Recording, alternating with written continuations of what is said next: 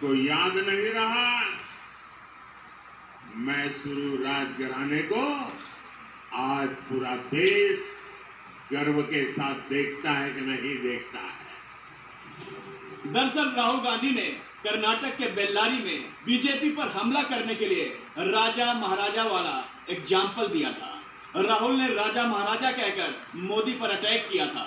राहुल ने एक narrative set करने की कोशिश की थी कि मोदी सरकार मुस्लिम, आदिवासी और दलित विरोधी है। ये चुनाव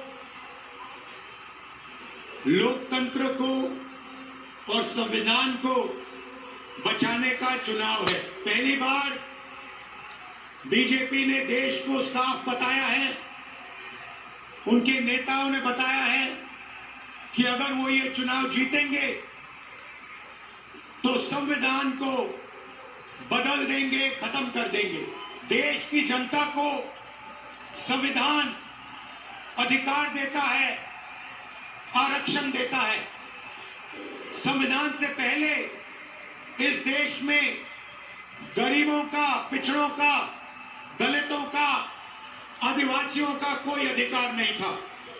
राजाओं महाराजाओं का राज था, जो भी वो चाहते थे कर देते थे। किसी की जमीन चाहिए होती थी, उठा के ले जाते थे।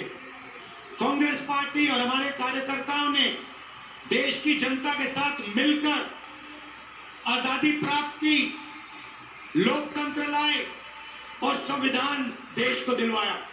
और ये लोग सोचते हैं कि संविधान को मिटाया जा सकता है। राहुल हर बार की तरह इस बार भी चुनावी पिच पर फाउल कर गए। मोदी ने उन्हें औरंगजेब के मुद्दे पर घेर लिया और पूछ लिया कि राहुल गांधी समेत पूरा इंडिया अलायंस इस पर मौन क्यों है, जबकि पूरी दुनिया जानती है कि औरंगजेब ऐसा क्रूर बादशाह था जिसने काशी विश्वनाथ, मथुरा और सोमनाथ जैसे सैकड़ों हिंदू मंदिर तोड़े और लूटे थे।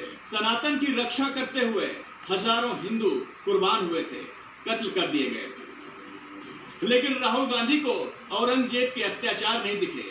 उन्होंने हिंदू राजाओं को टारगेट किया और औरंगजेब पर मुंह सिल लिया। मोदी ने कहा, राहुल सिर्फ मुस्लिम वोट के लिए झूठी मनगढ़ंत कहानियां जनता को सुना रहे हैं, लेकिन काठ की हांडी बार बार नहीं चढ़ती।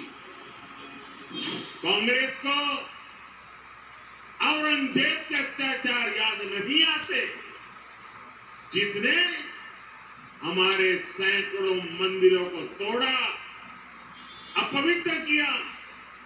कांग्रेस को औरंगजेब का गुणगान करने वाली पार्टियों के साथ उसी से गठबंधन करती है।